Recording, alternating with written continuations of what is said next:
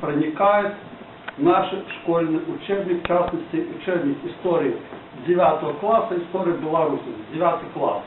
Разберем один раздел по истории Великой Отечественной войны. Давайте, пожалуйста, следующий слайд. Значит, есть такая старая мудрость: хочешь победить врага, воспитай его детей. Поскольку у нас раньше Беларусь имела, так сказать, прочные идеологические корни, мы сейчас на примере вот одного этого учебника посмотрим, разберем, как именно на примете истории и на истории Великой Отечественной войны, как происходит воспитание наших детей вот этих извращенных понятиях истории Великой Отечественной войны. Следующий слайд, пожалуйста. Значит, начнем с того, с понятия Вторая мировая война. Наша история Великой Отечественной войны это имеет совсем другие корни, нежели Вторая мировая война. То есть история Отечественной войны это была война на уничтожение нашего народа. Вторая мировая это дележка рынков, это сбыта, дележка ресурсов и еще прочее такое. И у нас, соответственно, вот последний учебник, который был издан, то есть он уже издан был при Республике Беларусь, но фактически он начинался подписывать печать, когда еще у нас было СБССР. И вот смотрим, как главы 1939 года освещалось в этом учебнике. Хождение Западной Беларуси, Белорусского СССР. Глава СССР Великой Отечественной войны. Как видим, нигде понятия Второй мировой войны не было. Пожалуйста, следующий слайдик. И что происходит? Нужно было сделать как-то прорыв. Именно прорыв с термином Вторая мировая война. И вот, поскольку курс школы контролировал Министерство образования, курс высших учебных заведений тоже контролировал Министерство образования, на их стыке появлялись книги для подготовки, для поступления в вузы. И вот такая вот книга «История Беларуси. Полный курс» была издана в 2003 году. И вот там мы первый раз видим глава СССР в годы Второй мировой войны. То есть вот фактически 2003 год, то можно считать первым пробным шагом. И это утверждало не Министерство образования, это утвердил рекомендован к изданию решением ученого совета, заметьте, даже не БГУ, а исторического факультета. То есть вот он наглядно, где сидит вот там корень, который мрачебесие, который до сих пор еще там уже существует. Пожалуйста, следующий слайд. Потом дальше пошло развиваться. И была внедрена формула. Книжка вышла «Великая Отечественная война советского народа в контексте Второй мировой войны». То есть вот эта вот формула, вот это название книги, это является формулой унижения значения Великой Отечественной войны и внедрения термина Вторая мировая война. То есть уже даже в вот этом названии фигурирует, что да, была такая вот Великая Отечественная война, но это составляющая часть Второй мировой войны. То есть неважно, будет ученик читать, не будет, но обычно название книги всегда запоминают. А название книги четко написано. Даже пускай здесь вот видите, тут даже название незаметно, маленькими буковками написано в контексте Второй мировой войны. Но там было написано. Да, сама книга замечательна, там к ней мало претензий, но вот эта формула, в 2005 году она уже была внедрена в сознание наших людей. Следующий слайд, пожалуйста. И потом, когда у нас не получился госпереворот в 2010 году, в декабре 2010 года, когда провалился вот эта попытка госпереворота, мы видим, как начинается уже буквально с 2012 года внедряться вот эта формула в сознание людей. То есть в 2012 году было 2 пособия издано, в 2013 году одно, в 2014 одно. Перед выборами президента в 2015 году аж 5 пособий, всякие там вузы издали. Дальше 17-1, 18-2, 19-2. И в 2020 году опять же перед выборами президента 4 пособия таких издали. Вот, то есть мы видим, как методично, грамотно внедряется понятие продавливания вот этой Второй мировой войны. И сама глава, типа Беларусь, в период Второй мировой войны уже навязывает людям смысл. Да, Беларусь каким-то боком причастна была ко Второй мировой войне. Да. А в 2020 году кто издавал эти? У меня есть списки всех, это вузы. Это все вузы писали свои методические пособия. То есть они пропихивают по рекомендации Министерства образования. И я могу так вот, я был не случайным свидетелем, когда приходит начальник кафедры у нас на факультете внутренних войск, приходит к начальнику факультета, приносит методичку, ваш покойник, вот такая вот дело вот нам утвердить надо. Мы разработали вот программу, и вот такое вот название в контексте Второй мировой войны. Начальник спрашивал, расспрашивал, а кто, а что, а как, потом как-то ручку берет. Будут вопросы, скажем, начальник вышел, и пускай мне звонит, а я их пошлю куда надо. То есть вот этот вот начальник наш, слава это Богу, нормальный мужик, нормальный базовый класс, нормальный полковник, вот он конкретно, то есть заочно послал Министерство образования туда, куда... Он должен быть министр образования. Ну, он уже на пенсии. Ну и звать.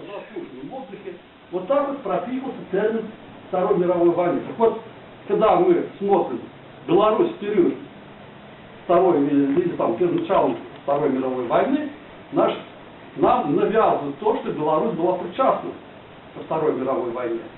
Что у нас не было освободительного похода. Но если мы причастны, наша западная идеология права, оказывается, что Советский Союз начал войну, что это был не освободительный поход, это было начало войны Второй мировой. Вот так вот ненавязчиво навязывается вот эта вот системная классификация, как довести людям, что Советский Союз был причастен. Вот с этого термина. Понимаете? Следующий слайд, пожалуйста. Далее. Ну вот это пособие, которое я вам показывал, оно было переиздано в 2020 году, ну и как такой маленький момент. Ну ладно, не будем на камере, потом расскажем. Следующий слайд. Да. Значит, перейдем теперь к коллаборационизму. Значит, когда вы видели, в 2020 году ходили люди с БЧБ флагами, все это считалось нормально, пацаны типа в натуре поднимали вот здесь вот руку в нацистском приветствии. Потом, когда я написал материал, там, что они стоят в нацистском приветствии, закупили цветочки и уже стали цветочки держать в руках, уже махали цветочками, не просто руками. И ты сам, а я в библиотеке все время ходил возле метро. Так вот, как раньше в энциклопедии 1972 года давалось определение коллаборационизму. Коллаборационист – здрадник родимый, особое качество противничего с фашистами на территории захопленной Гитлерской Германии и ее союзниками. Почему здрадник родимый? Потому что была статья за измену Родины. В 30-х годах она была принята. И всех вот этих вот бобиков, и всех судили вот по этой статье. Именно здрадник родимый. Следующий слайд. Потом смотрим, уже в годы моей учебы в университете термин коллаборационист был разбит на две части. То есть те, которые сотрудничали без оружия, назывались коллаборационистами. Те, которые сотрудничали с оружием, это были те же самые предатели, изменники Родины. Вопросов не было. То есть термин предатель, изменник Родины есть. Дальше следующий слайд. А потом выходит белорусская энциклопедия, 98 год. И статью пишет Алексей Михайлович Литвин, доктор наук, исторических, профессор. И вот этот доктор наук, он защищал диссертацию именно по коллаборантам. И он ввел термин, который этот же термин потом ввел и в энциклопедию, и в научный оборот. И вот отсюда вот именно вот с его, получается, работы, и пошла вот эта вот классификация системная. И что мы читаем?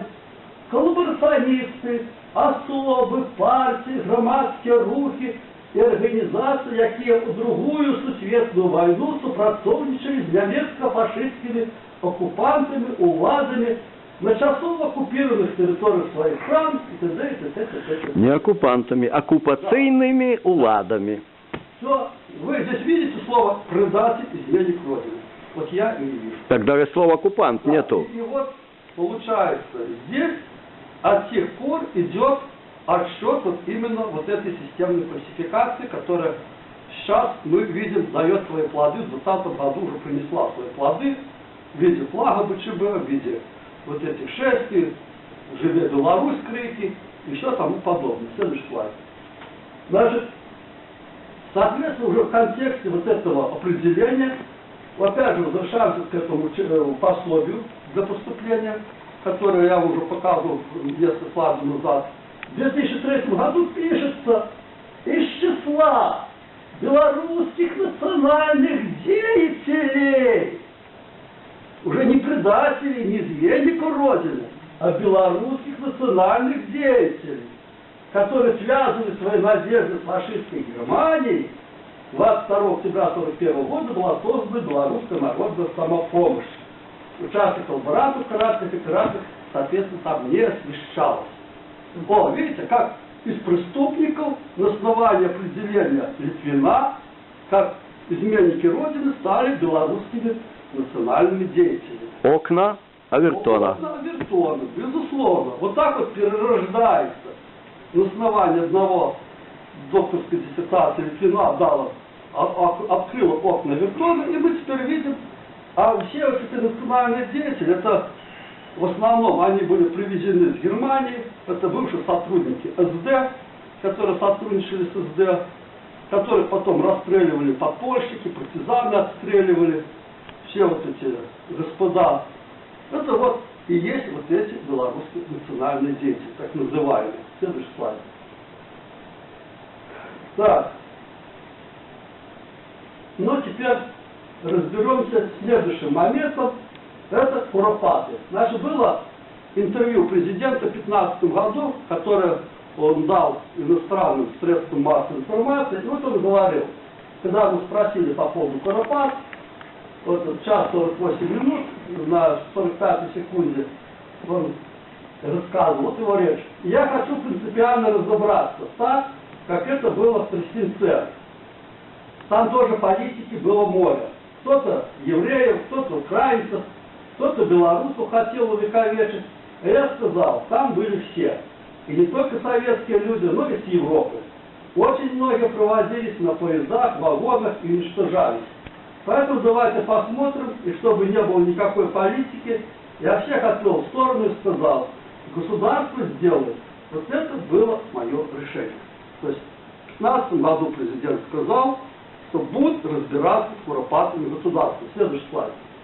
И мы видим, у нас в учебнике 9 класса в 2019 году появляется вот такой абзац.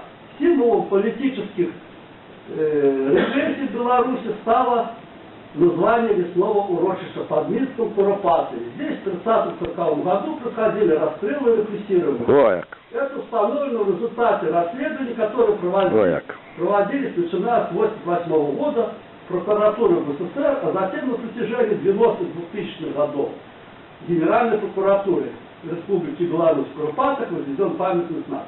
Ну, начнем с того, что по поводу решения военной прокуратуры здесь ничего не сказано. А военная прокуратура опровергла все вот эти решения. А второе, как мы видим, Панов и вся эта компания, которая писала учебник, они положили, мягко говоря, то, что могли положить на президента. Они наплевали на решение президента, они растерли его, плюнули, растерли и сделали так, как сделали они. Это был 19 год. То есть такое было чувство, вот, когда читаешь, по типу год пройдет, ничего сделать не успею, а через год президента мы скинем. Вот у меня такое чувство, понимаете, появилось. Да. И вот, а это в 97 году было решение прокуратуры. Ой, в смысле, военной прокуратуры в газете писалось. Газета «Республика» это была официально правительственный орган. И вот это в газете писалось. Так, согласно новому расследованию, проведенному прокуратурой, найдено доказательства того, что Куропатская трагедия произошла позднее, в годы Великой Отечественной войны, и там покоятся остатки жертв фашистской оккупации. В интернете, когда пишут про Куропаты, эта фраза выбрасывается. Следующий слайд. Вообще расследование военной прокуратуры в Да, поисковике не найдете. нет, там есть, но там вот эти Упоминания. Да, Вот. там есть упоминания, но... Вот этого абзаца нет. Да, ну вот этих абзацев, где выводы, там интервью Божелка, давал интервью Божелка, где говорит, прокуратура проверила, военная прокуратура, все предыдущие выводы, которые Поздняк делал, и там прошелся по Поздняку абзац такой. Теперь уже не найти. Я все Ну, видел, вот, теперь смотрю, идете что есть. в библиотеку, заказываете. Физические Да. экземпляры. Из интернета изъяли. Теперь следующее. То есть это вот как освещаются Куропаты. Теперь берем следующее.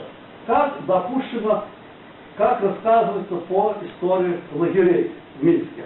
Вот здесь вот плохо видно, вот давайте. То есть я здесь разворот. Вот 72-я страница, и там 73-я. Это вот я сфотографировал учебник истории. Вот мы видим здесь текст на 72-й, на 73-й вверху карта. Ну, следующий слайд, пожалуйста. И вот смотрим, что следующее. Вот что написано на 72-й странице. В Беларуси было создано более 260 лагерей смерти, 5 из которых располагались в Минске и недалеко от него. Вот это написано в учебнике на 72-й странице. Следующий слайд. А вот то, что изображено на карте, я увеличил. И вот мы видим город Минск, и вот написано 9 концлагерей. То есть на одной странице написано 5 лагерей, на карте написано 9. Карта взята из вот этой книжки 2005 года «Великая Отечественная война советского народа в контексте Второй мировой войны». То есть получается с 5 года по 19, за 14 лет количество лагерей усохло с 9 до 5. Ну, почти в 2 раза усохло количество лагерей в Минске. Я решил проверить, сколько было лагерей в Минске. Следующий слайд, пожалуйста. И вот документ, это докладная была для Пономаренки, сколько было концлагерей в Минске. Там, да, озвучена цифра 260 лагерей и где-то. То есть то, что было указано в учебнике. Соответственно, все данные наши брались с этой докладной записки. И вот мы смотрим.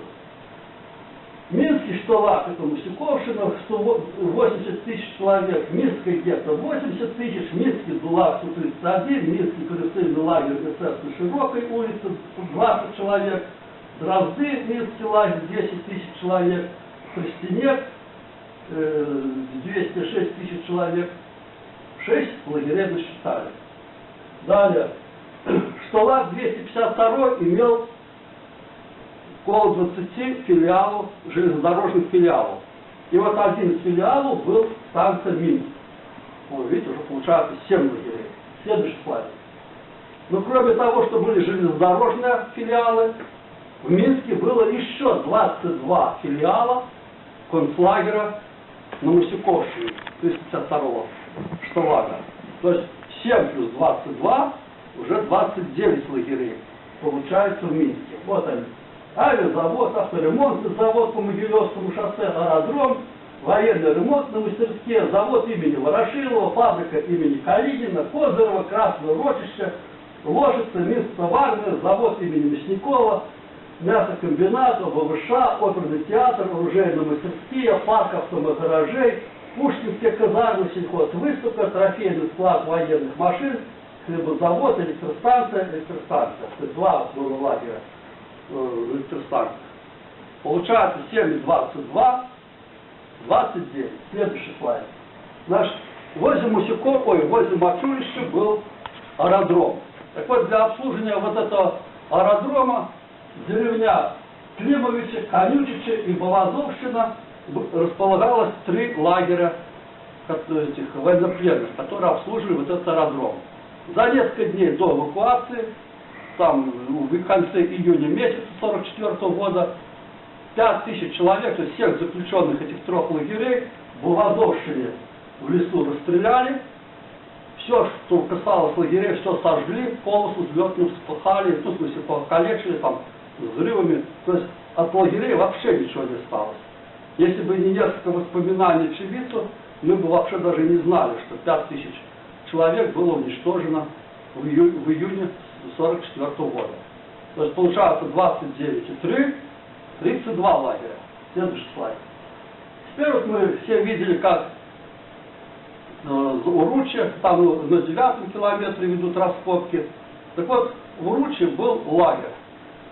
И там 70 000 человек было под открытым небом, и очень много людей умерло. Вот одно из захоронений, где было, это было Боровая, Копище второе. Второе место расстрела, это было Карнич болото, где расстреливали этих узников лагерей, которые в Уручье. Я пока затрудняюсь сказать, но есть упоминание свидетеля, бухгалтера, что да, был огромный лагерь, были там военнопленные, все эти военнопленные к осени были уничтожены. Вот. Одно только воспоминание, что людей туда не пускали даже близко, поэтому никто и не знал, где и кто их расстреливал. А где конкретно вы учили?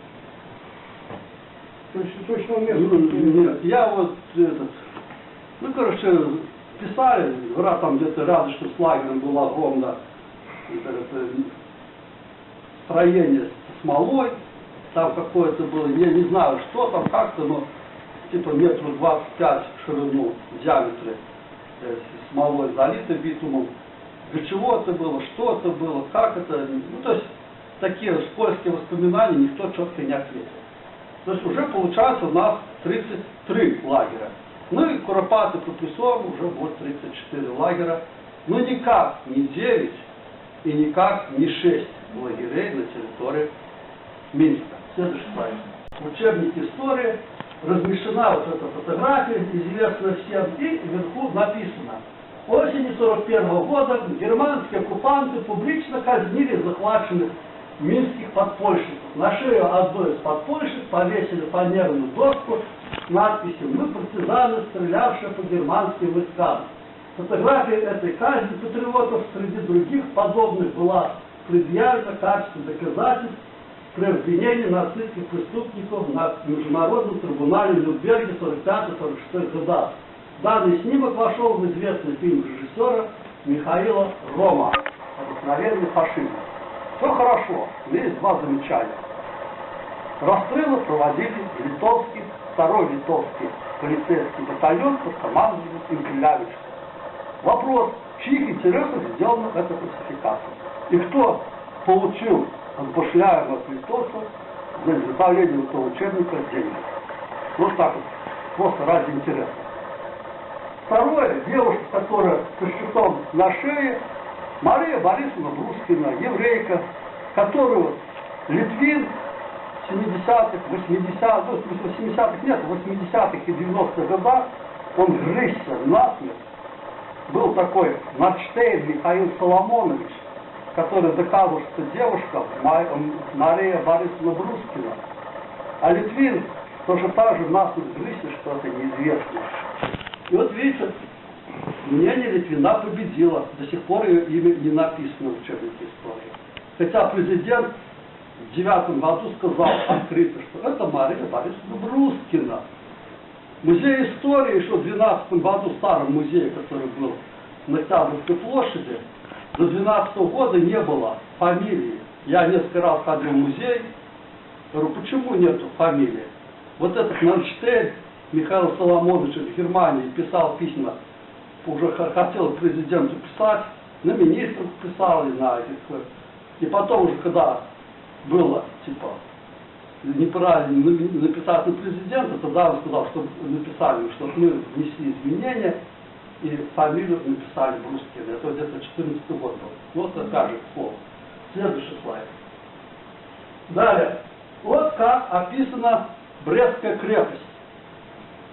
Ну, вот вверху насмерть до последнего патрона стояли на своих рубежах бойцы пограничной заставы Брестской крепости. Начальником заставы был лейтенант Андрей Кижеватов. После войны посмертно удостоен звания Героя Советского Союза. Далее идет пересказ фильма «Брестская крепость». И все. Вопрос. Так кто защищал Брестскую крепость? Застава по штату до военного времени она была от 46 до 64 человек. То есть получается, застава Кижеватова держала оборону Брестской крепости, и за это Брестской крепости дали звание Героя Советского Союза. Логично? А там еще написано, что дочь помогала Кижеватова, эти самые, типа, что она там все семейство было. И потом в конце же вспомнили, что вот фильм, когда рассказывали, и прототипом этого мальчика, который был в фильме, был Петя Клыпа. То есть не нашли никакой другой фамилии озвучить, кроме как Петя Клыпа. А фишка в том, что Петя Клыпа после войны стал нормальным матерым уголовником, который со своим другом замочили пару человек.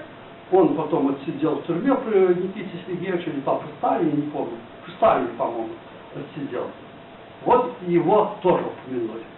То есть читаешь защиту Брестской крепости, да, застава одна, 64 человека там типа защищала Брестскую крепость. Все.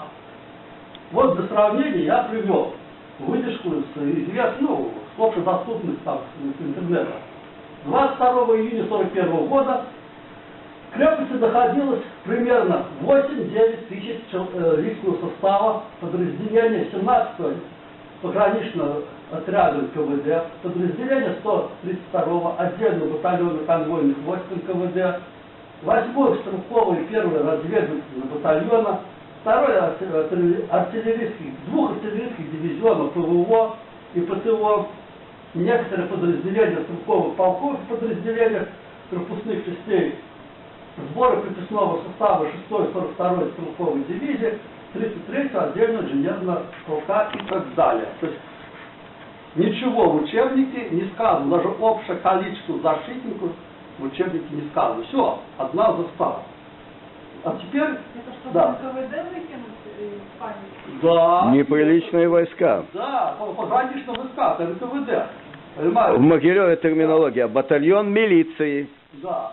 Милиция ходит батальонами. Да, так вот, смотрите, вот здесь указан погранотряд НКВД. Что такое был погранотряд? Это 4 комендатуры. Каждой комендатуре 4 погранзаставы. То есть 16 погранзастав. Далее в погранотряд входит так, 1 резервная застава, маневренная группа, резерв пограничного отряда из 4 застав, то есть уже 20 застав получается, общей численностью 200-250 человек пограничников, состоявших в управлении 3-5 пограничных застав, по 50 человек личного состава каждая, школа сержантского состава 70-100 человек, штаб разведывательного отделения, политорганы и т.д. Вот так вот, понимаете? А тут написали, 1 погранзастава под командованием Кижеватова держала оборону. Остальное место забили сценарием фильма.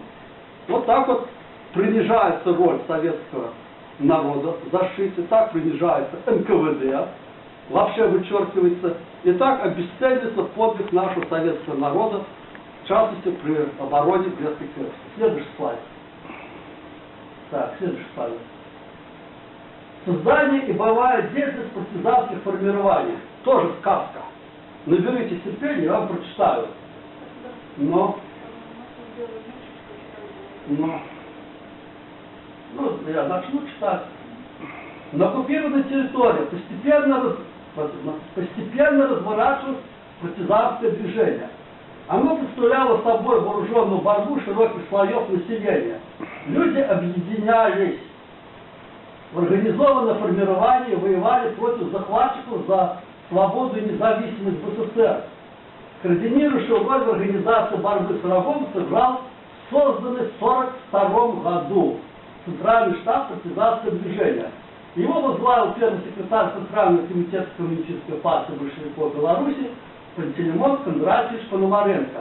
Руководство разведывательным движением сопротивления на оккупированной территории Беларуси осуществлял белорусский штаб партизанского движения. С весны 1942 года в результате объединения отдельных партизанских отрядов появились новый вид партизанских формирований – бригады. Движение сопротивления на оккупированной территории Беларуси имело многонациональный характер. Уникальным явлением стало создание еврейского партизанского отряда. В нем нашли спасение беглецы из Новогудского Лидского гетто. Также руководство отряда считало главной своей задачей спасения евреев. Добавляем к этому двум абзацам биографию Баски Миная, Шмырева. Добавляем сюда биографию Шершнева Римы и Марата Козея. Это будет весь материал по партизанскому движению. То есть, если эта глава называется создание боевых детских партизанских формирований, вы здесь можете понять, вот написано, в 1942 году стали координировать партизанское движение. А что, в 1941 году его не было?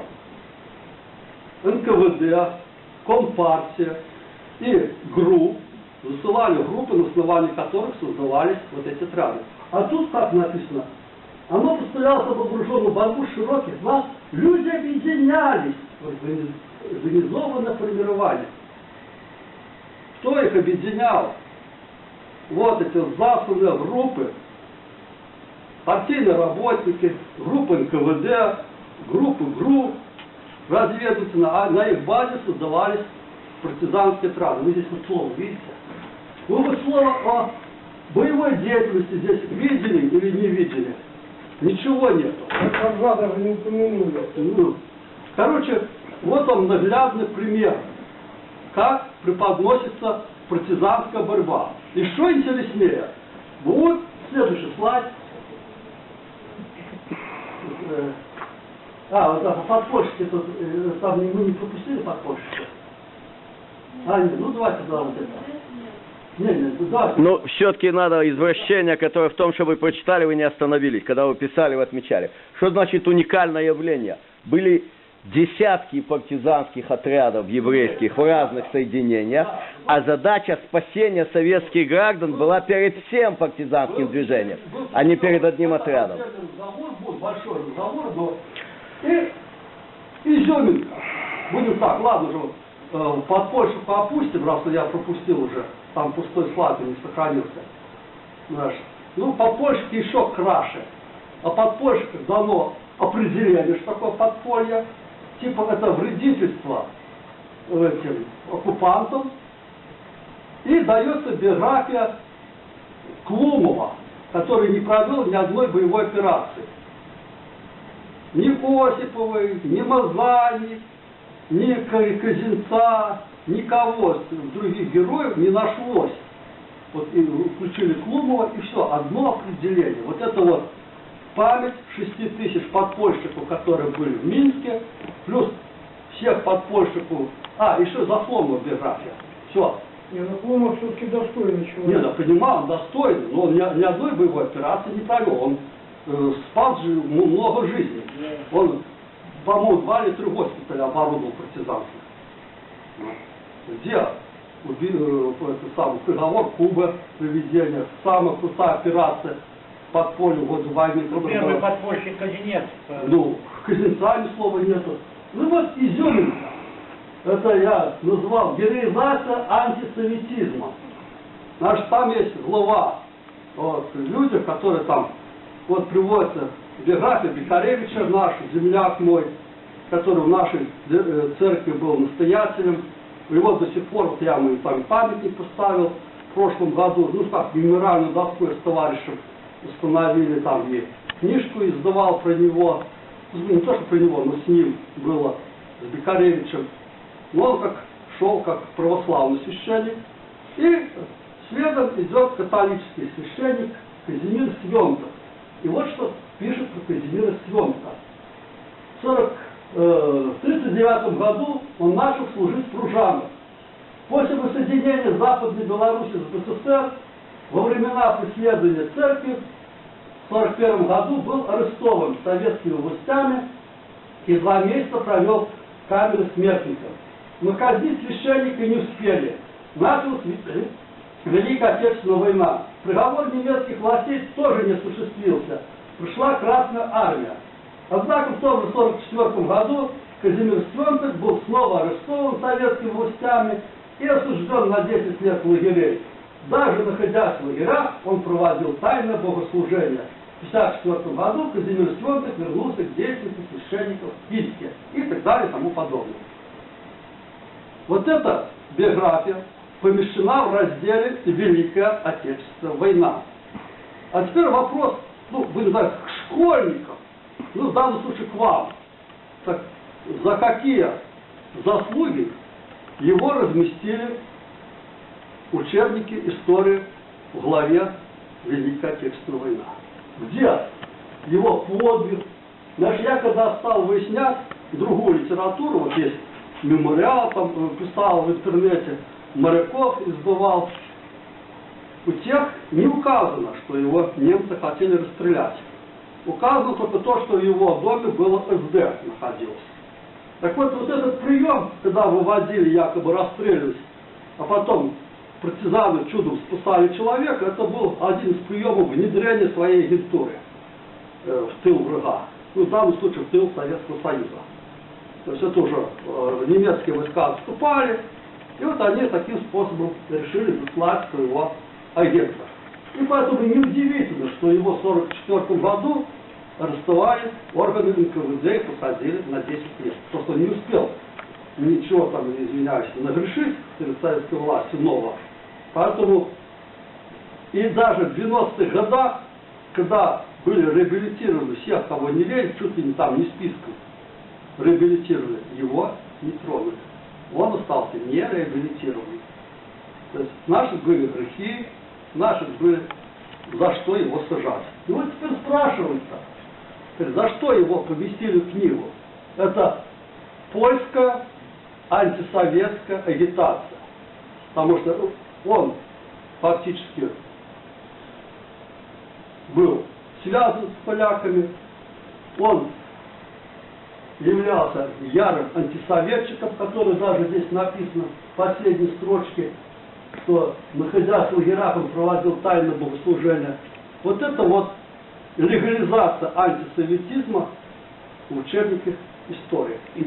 Да. 9 класс, учебник истории Беларуси, 9 класса, выпуск 2019 года. 19-го? Да, 19 года. И так вот в последний момент, вот когда, тут я уже, у меня, наверное, не было слайда, когда описано зверство немцев, когда описано, что вот убивали всех, кого не лень, и советский аппарат, и евреев, и коммунистов, и т.д., и т.д., и т.д. И дальше идет описание, как убивали евреев. Так вот, слово «коммунист» употребляется в этой фразе один раз во всем параграфе, то есть во всем вот этом вот главе по Великой Отечественной войне. О том, что коммунистов тоже уничтожали. Все. Слово «коммунист» больше нельзя. А мемориала коммунистам до сих пор нету Так вот, во всем вот, союзном получается, у нас государстве, было погибшим за то, что они были коммунистами. подполье, которое было, ну вообще все подполье, оно называлось коммунистическое подполье. И до 90-го года никто его иначе не называл. Партийно называли. Ну, партийное, ну, коммунистическое подполье. Иногда было комсомольское. Зайдите вот в архив здесь, и вы не найдете там других документов. Только коммунистическое подполье. А тут умудрились обойти и подпольщиков, и все кого угодно, не употребил, один раз только употребил слово «коммунист». Вот это вот вкратце то, что я вам хотел рассказать, как, например, одного учебника, как у нас классифицируется история. Ну, а теперь, я думаю, представим слово следующему выступающему. Все, спасибо. Да. Так, выводы озвучьте. Да. Скажите, пожалуйста. Александр Степанович, выводы мне надо на экран. выводы. Да, выводы. Так, давайте вместе их прочтем. Для предотвращения ползучей идеологической экспансии в вопросах фальсификации истории создать в Беларуси Институт национальной памяти, по аналогии Польши или израильского Яд Вашема. Для предотвращения создания в стране пятой колонны, продвигающей технологии современных цветных революций, направленной на расшатывание и дестабилизацию обстановки в стране, принят закон об иностранном агенте. Ну и там далее